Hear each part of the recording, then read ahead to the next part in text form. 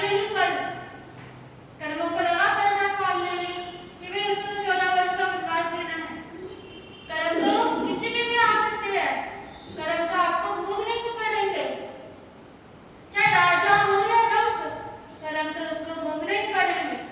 अंतराय कर्म जब आ जाती है, जैसे कोई व्यक्ति है वो अंधा है, नेत्रहीन है,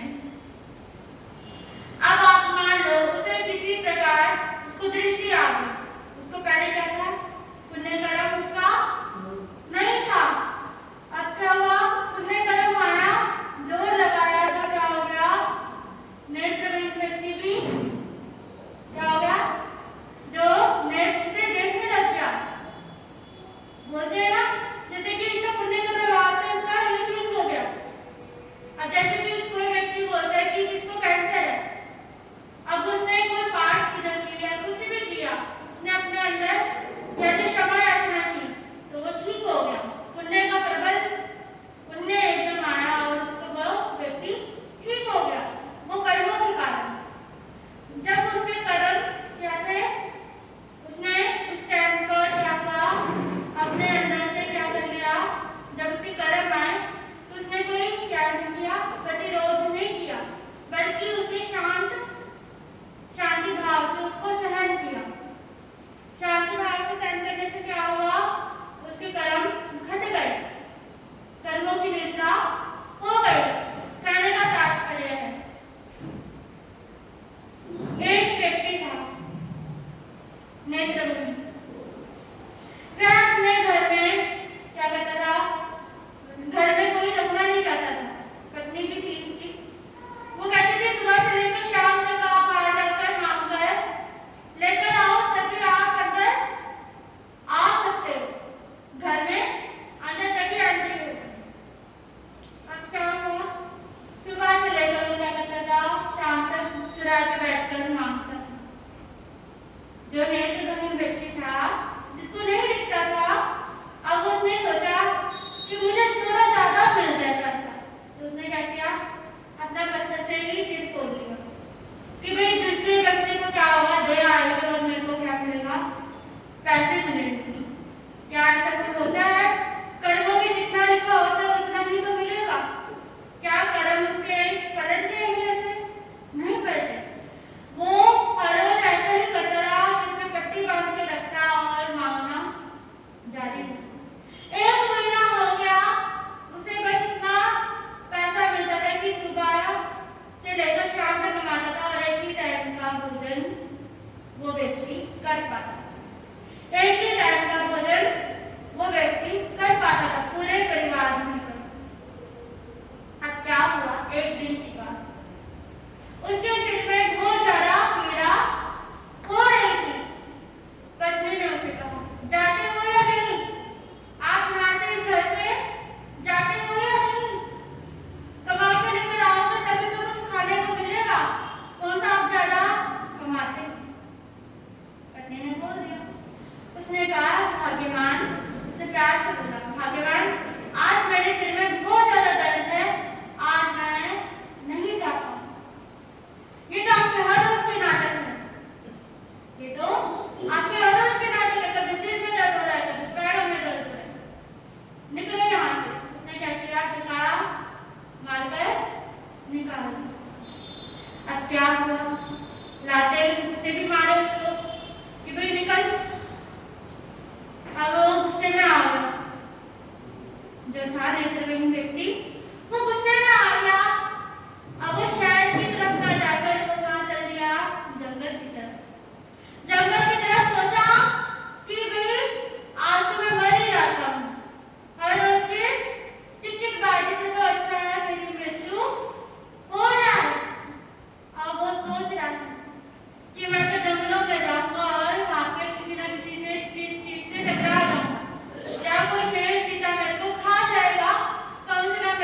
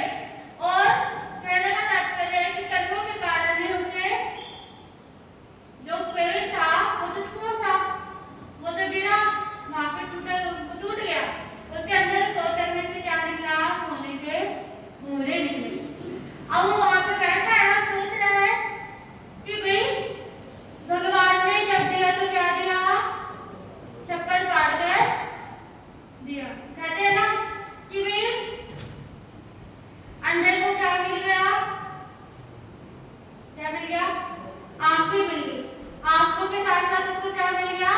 धन भी मिल गया। उसके पुण्य कर्म पूजे में आए तो क्या मिल गया? आत्मा भी मिल गई और धन भी मिल गया।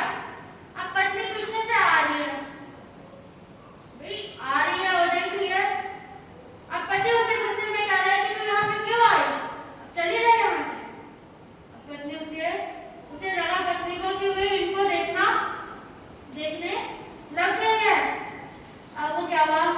पैरों में पड़ गई, गिड़गिड़ाई कि मुझे माफ करो, मैं आगे से कभी भी तुम्हें गुस्सा नहीं करूंगी।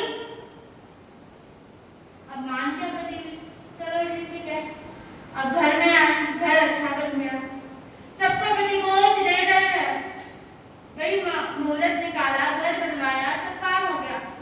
पड़ोस ने पूछ लिया है कि तूने ऐसा कौन सा बात मुझे की कि तेरे घर में इतनी क्या आ गई? क्या हो गया? घर चप्पल हो गया तेरा। अब पड़ोस ने तो पड़ोस नहीं होती है, किसी बताना तेरे ऐसी तो बात ही नहीं है, ना मैंने पाठ पूजा की ना मैंने कुछ किया। बस पति को क्या किया था? 2-4 रातें गुस्से जमाए थे, वो गुस्से में आकर क्या चले गए? कहाँ चले गए? जंगल में चले गए। जंगल में जाने के बाद उनका सिर फट गया और उनके गदा खून निकल गया और क्या हुआ? उनकी नेत्र ज्योति आ गई और मेरे को संकल्प वहां पे खुल गया।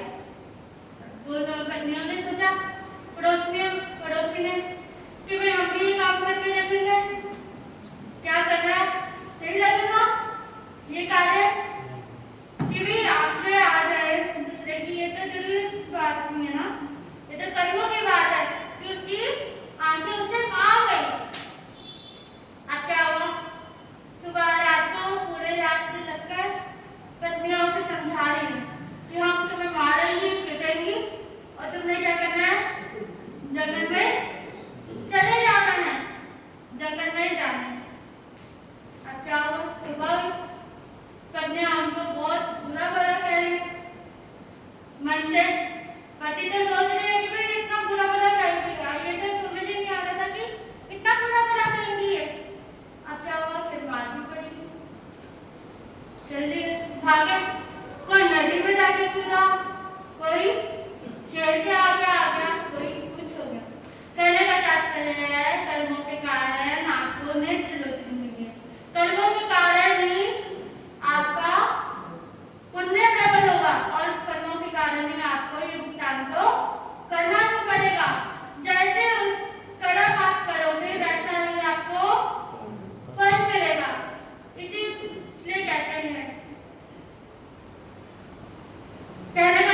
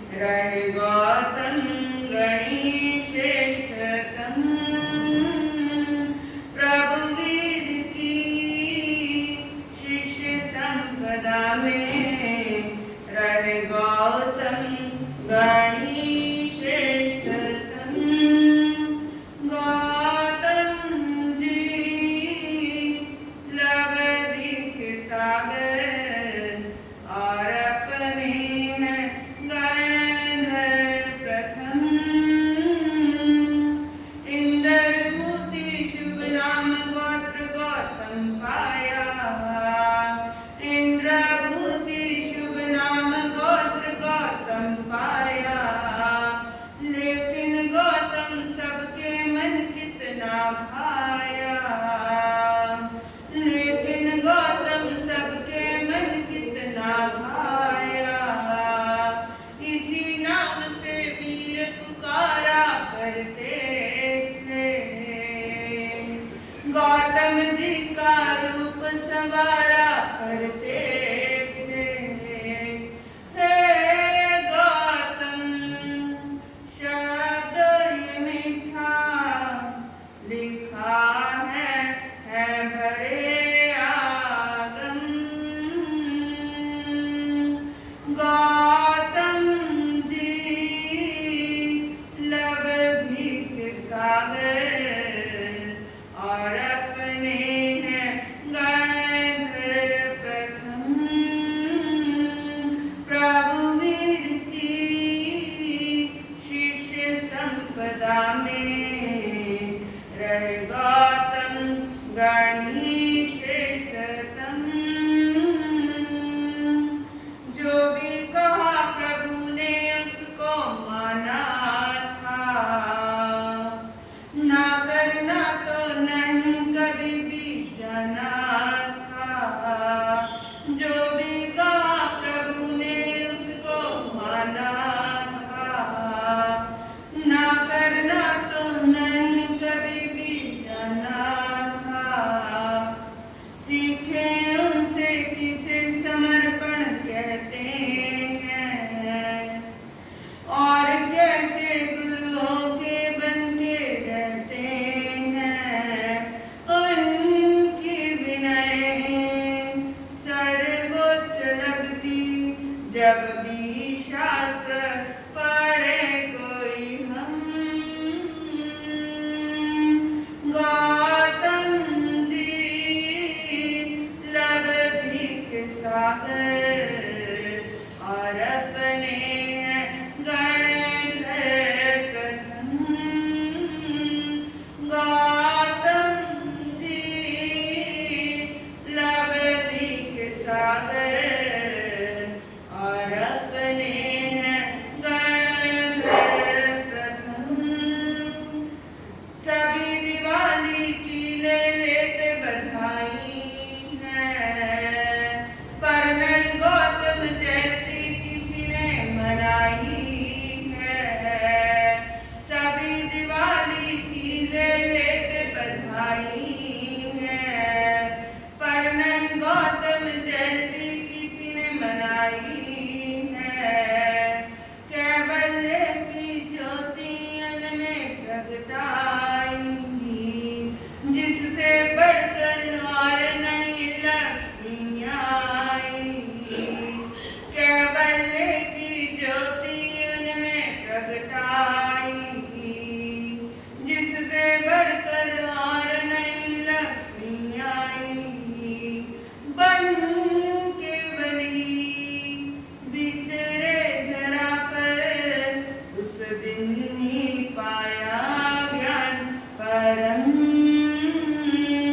गौतम जी लवधि के सागर और अपने गणधर प्रथम। गौतम जी लवधि के सागर और अपने गणधर प्रथम। बाद प्रभु के पाठ उन्हें ही मिलना था, पर कैवल्य का ये फूल जो खिलना था। बाद प्रभु के पाठ उन्हें ही मिलना था, पर कैवल्य का ये फूल जो खिलना था। नहीं केवली कभी पाठ पर आते हैं, और नहीं फिर आचार्य कहलाते हैं। नहीं केवली कभी पाठ पर आते हैं, और नहीं फिर आचार्य कहलाते हैं। सुधर्मा जी का पाठ महोत्सव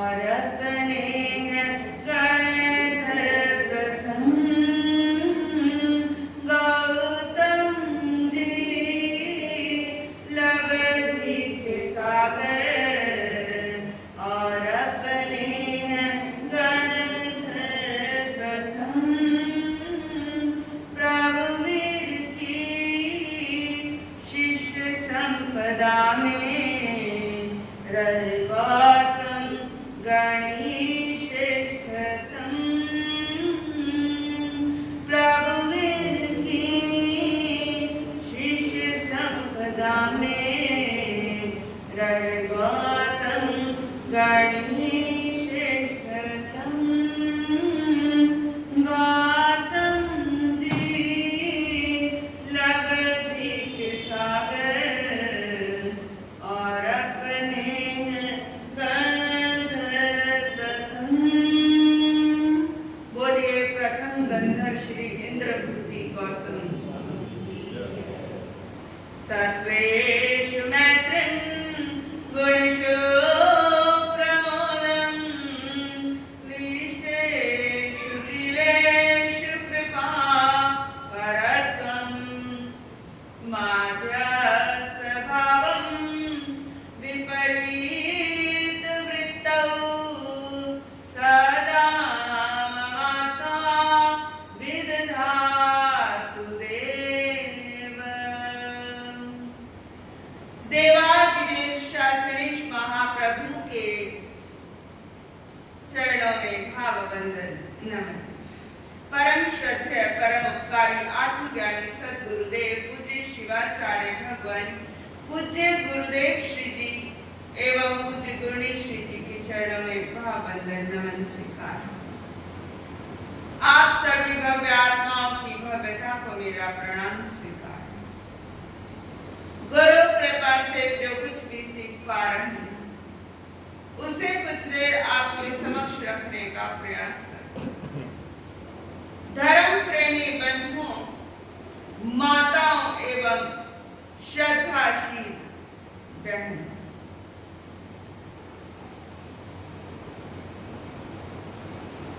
आकार का बड़ा महत्व है।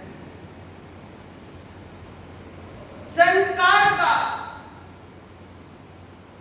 भी बहुत महत्व है। संस्कार का पता चलता है कि हमने कैसा आकार दिया है।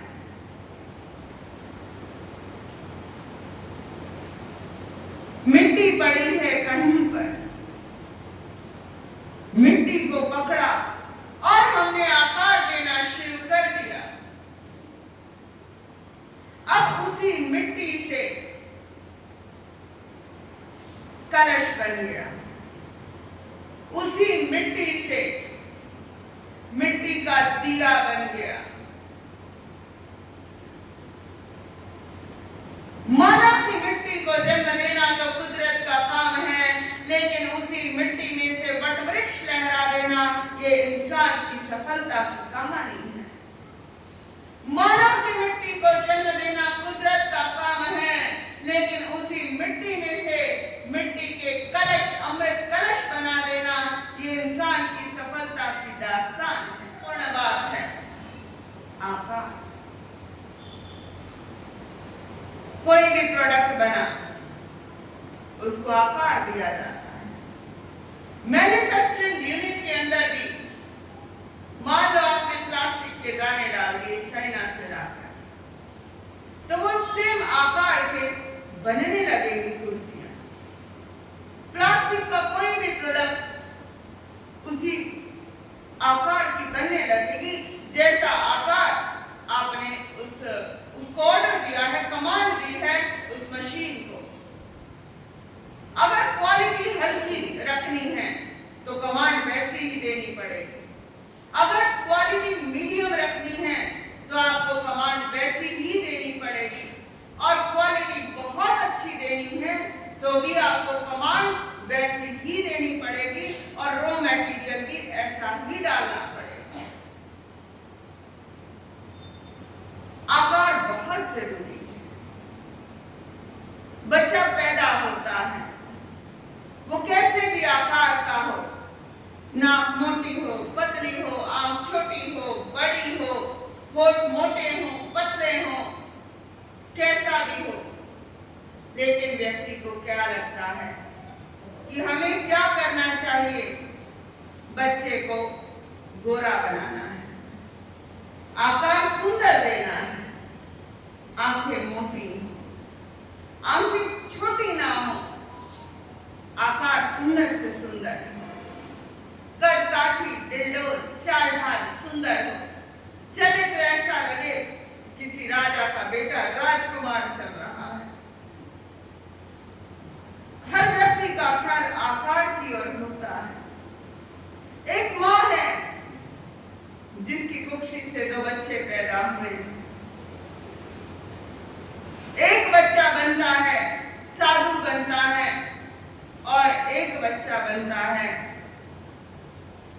सैनिक बनता है, एक धर्म की रक्षा के लिए उतरा है और एक देश की रक्षा के लिए मैदान के अंदर खड़ा हुआ है। अच्छी बात है। एक मां की कुक्षी से बच्चा पैदा हुआ है, 2 बच्चे पैदा हुए हैं, सेम टाइम के अंदर वो बॉर्न हुए हैं, सेम जगह पर उनका ब्रॉन एंड ब्रॉटअप हुआ है, पैदा भी सेम स्थान पर हुए, खेले भी सेम स्थान पर, स्कूलिंग भी सेम प्लेस पर हुई है उनकी। लेकिन वो बच्चे कैसे हैं? एक बड़ा जिद्दी है और एक बड़ा क्या है? नरम है, विनम्र है। एक बच्चा है आतंकवादी बनता है और एक बच्चा साधु बनता है, महापुरुष बनता है। तो आकार पर ख्याल होना चाहिए हमारा, संस्कारों पर ख्याल होना चाहिए हमारा। बच्चा क्या कर रहा है, क्या नहीं कर रहा है, उस पर पूरा ख्याल होना चाहिए। जो आर्ट ऑफ पेरेंटिंग मार्केट के अंदर वर्ल्ड वाइड लेवल पर बहुत बड़े स्तर पर चल रही है, आर्ट ऑफ पेरेंटिंग। माँ बाप बच्चों को संस्कार देने भूल गए हैं और बच्चे माँ बाप की बात सुननी भूल गए हैं। अब उनकी जो आर्ट ऑफ पेरेंटिंग है पेरेंट्स की, वो स्टार्टिंग से लेकर द एंड तक मैटर करती है, क्योंकि जिंदगी भर कहीं भी कुछ नाम दिया जाता है तो माता पिता का नाम सबसे पहले दिया जाता है। आप इतिहास के पन्नों में भी देखो, प्रभु महावीर स्वामी की माता पिता का जितना नाम आता है, उनकी पत्नी का उतना नाम नहीं। माता पिता का नाम सदा से ही चलता रहता है। पता चलता है कि ये फला का बच्चा है। शिवाचार्य भगवान, जिनका ननिहाल रानिया में और जिनका जो जन्म स्थान भी रानिया, अपने ननिहाल में उनका जन्म हुआ और ब्रॉटअप जहां पले बड़े वो मलोट मंडी में हुआ। तो जब वो बचपन में थे ना, तो अपने नाना जी के साथ पक्षियों को दाना देने के लिए जाया करते थे। तो बच्चे का बचपन से पता चलता है कि वो कैसे माहौल के अंदर पला और बड़ा है। उनके अंदर गिव एंड टेक की जो प्रवृत्ति है वो बचपन से रही है। बचपन के अंदर पारिवारिक जनों ने क्या किया? उन्हें संस्कार दिए। संस्कारों से क्या हुआ? धीरे धीरे उनको देने की प्रवृत्ति बहुत बढ़ गई और जिन शासन को आज तक वे ही रहे हैं। इतना ही नहीं, कॉलेज के अंदर गए, हॉस्टल के अंदर गए, पारिवारिक जनों ने सोचा कि बच्चा शायद वापस मुड़ आएगा, फौरन चले गए, ये बच्चा शायद वापस आ जाएगा, लेकिन वो बच्चा वापस नहीं आया। वापस बच्चे का ख्याल था वो किसी और की तरफ गया ही नहीं। वो बच्चा तो खुद के अस्तित्व से बचपन से जुड़ा था। उनके संस्कारों के अंदर ये चीजें थी। दुनिया चाहे कुछ भी उनके संबंध में कह ले, लेकिन मेरा अपना पर्सनल उनके प्रति दृष्टिकोण यही है कि उनका जो नाता है अपनी आत्मा से जन्मों जन्मों का नाता है। तो ये बड़ी महत्वपूर्ण बात है कि माता पिता ने उन्हें बहुत सुंदर आकार दिया, देह को भी सुंदर आकार मिला और आत्मा को भी बहुत सुंदर संस्कार मिले। एक बच्चा था, बच्चा बड़ा ही प्यारा था। हर माता पिता का एक सपना होता है कि अपने बच्चों को कॉन्वेंट स्कूल में भेजें, बच्चों की इंग्लिश बहुत अच्छी होगी। ऐसे पेरेंट्स का भी सपना था कि अपने बच्चों को हम एक अच्छे स्थान पर भेजें, उनकी अच्छी परवरिश हो। लेकिन माता पिता कॉन्वेंट स्कूल में तो भेज देते हैं, लेकिन ख्याल ये नहीं रख पाते कि स्कूल में अंडे, मांस, मीट इत्यादि बच्चे कौन कौन लेकर आ रहे हैं, या बच्चे का बर्थडे सेलिब्रेट किया जा रहा है तो वहाँ पेस्ट्रीज खिलाई जा रही है, केक काटा जा रहा है, तो क्या केक में अंडा तो नहीं है? आजकल तो कोई ख्याल ही नहीं रखता। किसी से पूछो कि अंडे का नियम है, महाराज पेस्ट्री का त्याग नहीं है, बाकी सब क्या है? बाकी किसी भी प्रकार का हम अंडा नहीं लेते। इस चीज के अंदर केक के चक्कर में व्यक्ति क्या होता है, वो अपना जीवन भर के लिए धर्म भ्रष्ट कर देता है। और व्यक्ति धर्म भ्रष्ट ही नहीं करता, अपने आप को, अपने मूल अस्तित्व को खत्म कर देता है कि उसको सैकड़ों बार जिंदगी के अंदर झुकना पड़ता है कि भाई मैं किसी ना किसी हद तक क्या हूं, मांसाहारी हूं। क्योंकि अंडे के अंदर भी क्या होता है, किसी का गुण ही तो है। अंडे का जो सेवन किया जा रहा है, और अंडा भी बड़ा कॉमन हो गया है।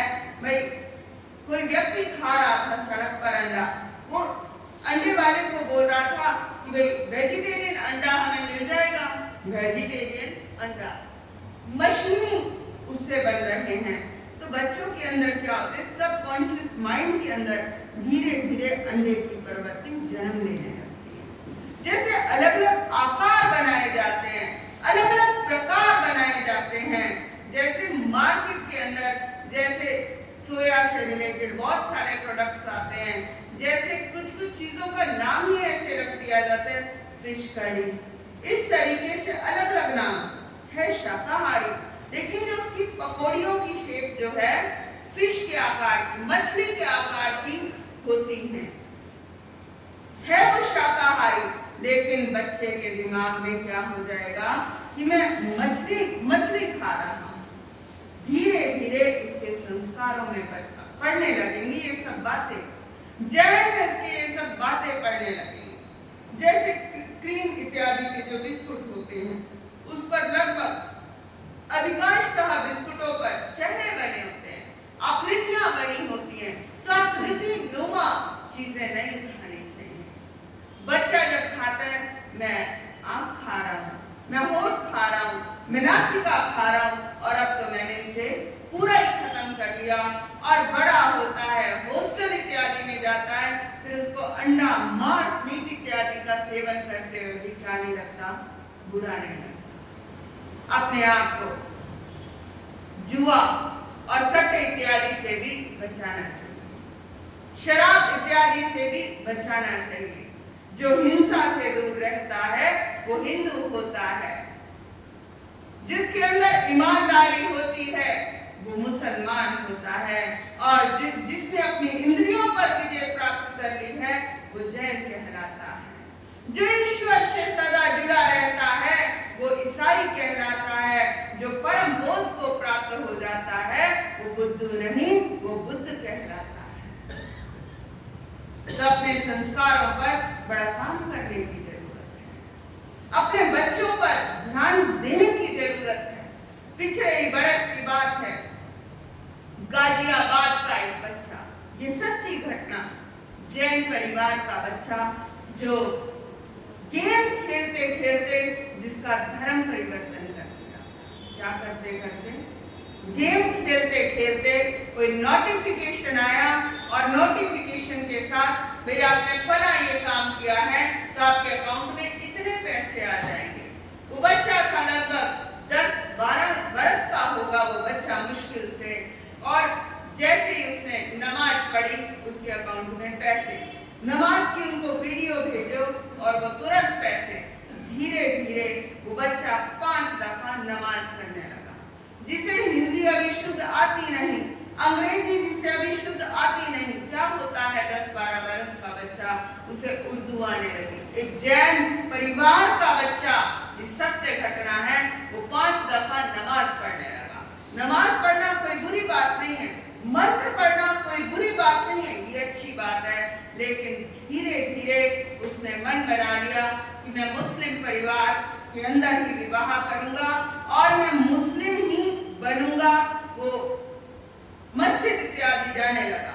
मस्जिद जाना भी मेरे ख्याल से कोई बुरी बात नहीं है। फिरे अंडा, मांस, मीट, दारू, शराब की और वो बच्चा 10-12 साल का बच्चा वो गलत रास्तों पर बढ़ने लगा। उसके दिमाग में कुछ बातें आने लगी कि भाई मैं फला काम करूंगा, अंडा खाते हुए एक वीडियो भेजूंगा तो मेरे अकाउंट के अंदर 10,000 रुपए आ जाएंगे। धीरे धीरे वो उन चीजों पर डिपेंड होने लगा। कि मेरे अकाउंट में पैसे आएंगे। लोभ से क्या होता है? लोभ से लाभ बढ़ता है। लाभ से व्यक्ति लोभ की ओर आता है, लोभ से व्यक्ति लाभ की ओर आता है, और लाभ से व्यक्ति पुनः लोभ की ओर आता है। और फिर ये लोभ का जो साइकिल है, ये भूख का साइकिल है, ये स्टार्विंग का साइकिल है, ये डे बाय डे बढ़ता जाता है। किसी भी धर्म का मैं विरोध नहीं कर रही हूँ, ना विरोध करना मेरा अधिकार है, मेरा ये अपना कोई निजी राइट भी नहीं बनता, लेकिन बस इतनी सी बात है, कम से कम बुरे कार्यों में व्यक्ति ना उलझे, बुरे कार्यों में व्यक्ति ना फंसे और धंसे। स्थान स्थान पर धर्मांतरण होता जा रहा है, धर्म परिवर्तन किया जा रहा है, और ये सब चीजें अपने निजी जो धर्म है, अपनी आत्मा का धर्म है, जो हमें प्रभु की कृपा से जो हमें धर्म मिला है, वो अपने आप में बहुत सुंदर धर्म मिला है। एक बच्चा था, बच्चे की कहानी मैं आपको बता रही थी। कॉन्वेंट स्कूल के अंदर एक पेरेंट्स ने अपने बच्चे को डाल दिया, एडमिशन करा दिया।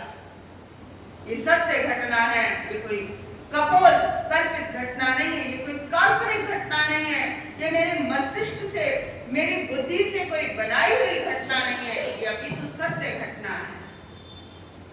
वो बच्चा रोज खाना खाता, उस बच्चे का टिफिन और बच्चे शेयर करते, और बच्चों का टिफिन वो बच्चा भी शेयर करने लगा।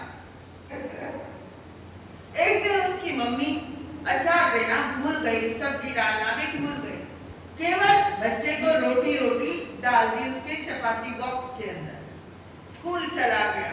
बच्चे प्रतिदिन शेयर करते थे खाना, लेकिन एक दिन उसने एक बच्चे से पूछा कि भाई तुम्हारे पास रोटी के साथ कुछ लगाने को है? अक्सर वो बच्चा अपने टिफिन के अंदर वो सब्जियां लेकर आया करता था और अचार लेकर आया करता था, और अक्सर ऐसा होता है स्कूल के अंदर सुबह माता पिता रोटी के साथ बच्चों को क्या देते हैं? अचार ही अधिकांशतः बच्चे लेकर जाते हैं स्कूल के अंदर। वो बच्चा भी लेकर जाता था। अब स्कूल का कोई भी बच्चा, ज्यादातर मैक्सिमम बच्चों के टिफिन के अंदर ना कोई सब्जी थी और ना ही कोई अचार था। एक बच्चे ने कहा मेरे पास अचार है, और उसने पूछा नहीं, पता नहीं किया कि भाई ये अचार कैसा अचार है, उसने डाल दिया। उस बच्चे ने सोचा, 5-6 बरस का बच्चा था, उसने सोचा हो सकता है कि जो ये अचार है ये कोई बाजारी अचार हो। उसने खाना शुरू कर दिया, एक एक बाइट रोटी के साथ खाता और वो लगाकर अपने मुंह के अंदर डाल लेता, खाने लगा। अगले दिन फिर उसने उस बच्चे से पूछा, जंक फूड में बहुत क्रेविंग होती है, जितना आप ये बाजारी फूड खाते हो ना, जंक फूड खाते हो, अनहेल्दी फूड खाते हो, जो आपके लिए इजी टू डाइजेस्ट नहीं होता, उसके अंदर बहुत सारी क्रेविंग होती है। जीभ के अंदर कितनी छोटी सी जीभ है, और जीभ के अंदर जो शुरू का हिस्सा है ना, रसनेंद्रिय का अधिक बल उसी के अंदर होता है, अधिक पावर उसी में होती है, पीछे की जीभ में नहीं होती, इसीलिए वो आकार आगे की ओर है। डे बाय डे उसकी भूख बढ़ती गई। जितना मांसाहार भोजन है ना, ये भी आपकी अधिक भूख को बढ़ाता है, अधिक क्रेविंग बढ़ाता है। जीभ के अंदर कुछ रस पैदा कर देता है, और मन करता है कि हम भोजन लगातार करते रहें। मांसाहारी भोजन व्यक्ति लगातार करता है। आपने कभी भी देखा हो, मांसाहारी व्यक्ति की थाली देखो और शाकाहारी व्यक्ति की थाली देखो। जो मांसाहारी व्यक्ति की जो थाली होती है ना, वो अधिक लबालब भरी होती है, और शाकाहारी व्यक्ति की जो थाली होती है वो इतनी भरी हुई नहीं होती। अगले दिन फिर वो बच्चा गया, उसने फिर उस बच्चे से कहा, भैया अचार लाए हो? अचार ले लिया और मेरी सब्जी तुम ले लो। ऐसे करके दोनों के अंदर ये दोस्ती बढ़ती गई। लगभग महीना बीत जाता है। ये तेरी मम्मी ने अचार घर में डाला है या बाजार में डाला है? उस बच्चे ने कहा कि ये तो घर में बनाया हुआ अचार है। अच्छा, ये आम का अचार भी नहीं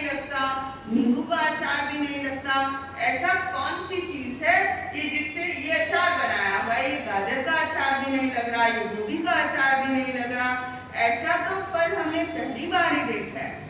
उस बच्चे ने कहा, हम ईसाई लोग हैं ना, हम लोग तो अंडा मांस मीट सब कुछ खाते हैं, तो ये जो अचार है ये कॉकरोच का बना होता है।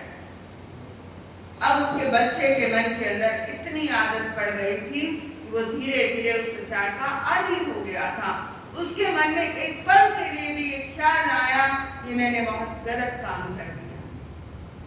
अब कहीं ना कहीं उसके जहन में कुछ हद तक, कुछ क्षणों के लिए तो ऐसा होगा ही होगा कि मैंने कुछ गलत किया है। उसे आदत पड़ गई, कब तक किसी का रोज रोज अचार देता, कब तक कैसे कैसे मांगता। स्कूल के अंदर अपनी इंसल्ट भी फील होती।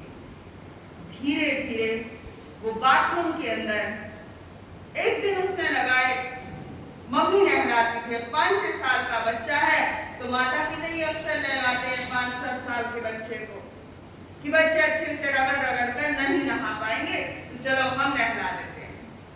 5 साल के बच्चे को माता पिता नहलाते रहे। एक दिन बच्चा कहता कि मैं खुद नहाऊंगा। बच्चे ने बाथरूम के अंदर लगा दिए लगभग 10 मिनट। अब कुंडी भी लगाई थी अंदर से, जबकि एक छोटा बच्चा जब भी नहाता है अक्सर कुंडी खोल कर नहाता है। 10 मिनट तक कुंडी लगातार लगी रही। अब माता को लगा कि बच्चे को नया नया चाव चढ़ा है अकेले खुद से नहाने का, तो उसे टाइम लग गया। अगले दिन फिर बच्चा नहाने गया और बच्चे ने कहा कि आज भी मैं खुद नहाऊंगा, मम्मी ने अच्छे से नहा लिया ना। अब मम्मी ने कहा कि बहुत अच्छे से नहा लिए बेटा। अब अगले दिन उसे लगभग 20 मिनट लग गए, 20 से 25 मिनट लगे होंगे। माता एकदम घबरा सी गई। माता ने आवाज लगाई और बच्चे ने कहा बस होने ही वाला है मेरा, मैं अभी नहाकर आता हूं। अगले दिन और बढ़ती गई ये बात, 45 मिनट लग गए उस बच्चे को। मां घबरा गई कि कहीं बच्चे को कुछ हो तो नहीं गया, अंदर कहीं कुछ हो तो नहीं गया, बेहोश इत्यादि तो नहीं हो गया। अब माता ने आवाज लगाई, बच्चा नहीं बोला। बच्चे का पूरा पूरा ख्याल उस नाली पर था। मां परेशान हो गई कि बच्चे को कहीं कुछ हो गया है। अब मां ने सोचा, सेकंड स्टेप क्या था कि मां ने सोचा कि मैं एक कुर्सी लगाऊं और खिड़की पर चढ़कर देखूं। खिड़की से देखा, मां ने देखा कि ये नाली में देख रहा है। क्या देख रहा है? अंदर मोबाइल भी नहीं है, कुछ भी नहीं है। अब मां लगातार देख रही है कि वो बच्चा किसमें देख रहा है, नाली में लगातार देख रहा है। उसका ख्याल केवल और केवल नाली पर है। अब मां का इस और ख्याल ही नहीं जाता। जैन परिवार से वो बच्चा है, पूरा पूरा ख्याल नाली पर। काफी देर तक देखता रहा, ढूंढता रहा। अब कॉकरोच बाहर निकले, अब निकले। अचानक अगले पल के अंदर कॉकरोच बाहर निकला और हाथ से ऐसे मारा और मुंह के अंदर। मां ने देखा और मां एकदम उस कुर्सी से नीचे धड़ाम बेहोश होकर गिर गई कि मैंने तो ऐसे संस्कार दिए ही नहीं, इस बच्चे के अंदर ऐसे संस्कार कैसे आए? ये कोई कपोल कल्पित घटना नहीं है, ये काल्पनिक घटना नहीं है, ये सत्य घटना है, किसी परिवार की घटना है। ये एक परिवार की घटना नहीं होगी, ये बहुत सारे परिवारों की ये घटना होगी। एक कहानी से हमें प्रेरणा मिलती है, एक घटना बहुत सारे व्यक्तियों से जुड़ी होती है। उस बच्चे को बाहर आया बच्चा और मां ने पूछा, हमने तो तुम्हें ऐसे संस्कार दिए नहीं। फिर उसने पूरी पूरी एक घटना बताई। अब तो क्या हो गया था, बच्चा उन चीजों का आदी हो चुका था। अब पछताए होत क्या जब चिड़िया छुट गई।